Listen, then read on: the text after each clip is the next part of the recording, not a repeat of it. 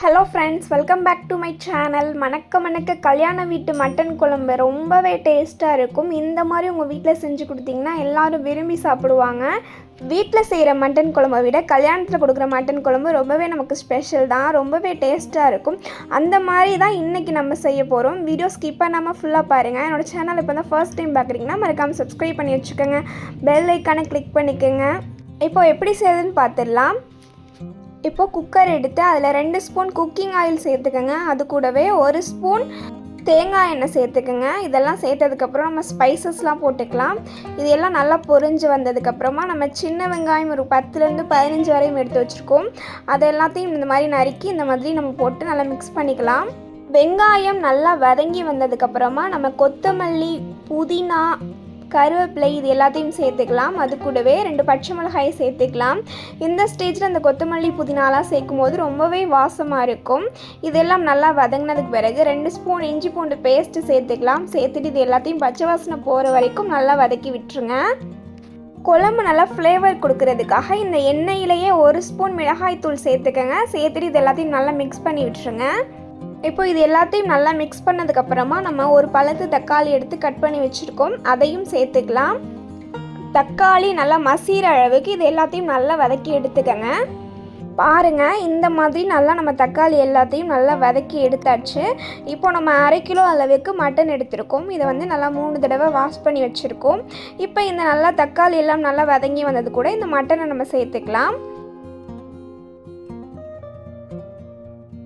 இப்போது மட்டன் எல்லாத்தையுமே சேர்த்தாச்சு. இப்போ இந்த எண்ணெயிலேயே இந்த மட்டனை ஃபுல்லாக நல்லா மிக்ஸ் பண்ணி விட்டுருங்க. இந்த எண்ணெயிலேயே மட்டன் வந்து நல்லா வதங்கி வரணும், தண்ணி விடும், அந்த அளவுக்கு இந்த மட்டன் வந்து வேகட்டும். இப்போ மட்டன் வேகிறதுக்கு தேவையான அளவு நம்ம உப்பு சேர்த்துக்கலாம்.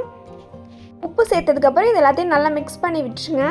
இப்போது நம்ம மசாலாஸ்லாம் சேர்க்க போகிறோம். அதுக்கு 2 ஸ்பூன் மல்லித்தூள் சேர்த்துக்கங்க, 1/2 ஸ்பூன் மட்டன் மசாலா சேர்த்துக்கங்க, 1 ஸ்பூன் மிளகாய்த்தூள் சேர்த்துக்கங்க. ஏற்கனவே நம்ம கொஞ்சம் சேர்த்துட்டோம், உங்கள் காரத்துக்கு தகுந்த மாதிரி சேர்த்துக்குங்க. இப்போ கரம் மசாலா கொஞ்சம் சேர்த்துக்கலாம். சேர்த்துட்டு இந்த மசாலா எல்லாத்தையும் கறி கூட நல்லா பெரட்டி விட்டுருங்க. இது எல்லாமே நல்லா மசாலாலாம் கறி கூட மிக்ஸ் பண்ணி விட்டுருங்க. இது எல்லாமே நல்லா வதங்கி வரட்டும்.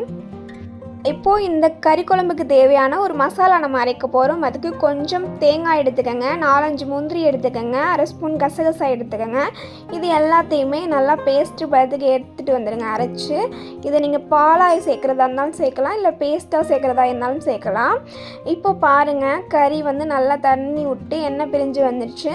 இப்போ நம்ம விசில் போட போகிறோம். அதுக்காக 1 கப் தண்ணி சேர்த்துக்கலாம். சேர்த்ததுக்கப்புறமா இப்போ நம்ம விசில் போட்டு விடலாம். இது வந்து ஒரு 6 விசில் வரட்டும் தான். இப்போ விசில்லாம் தம் அடங்கினதுக்கப்புறம் நம்ம பாருங்கள் எவ்வளோவே ஃப்ளேவர்ஃபுல்லாக செம்மையாக இருக்குன்னு சொல்லிட்டு கறிலாம் நல்லா பஞ்சு மாதிரி வெந்து வந்திருக்கு. இப்போ பாருங்கள், இப்போ நம்ம ஸ்டவ் ஆன் பண்ணிக்கலாம். ஆன் பண்ணிவிட்டு நம்ம எடுத்து வச்சுருக்க தேங்காய் பால் இருக்கு இல்லையா, அதை வந்து நம்ம இது கூட சேர்த்துக்கலாம்.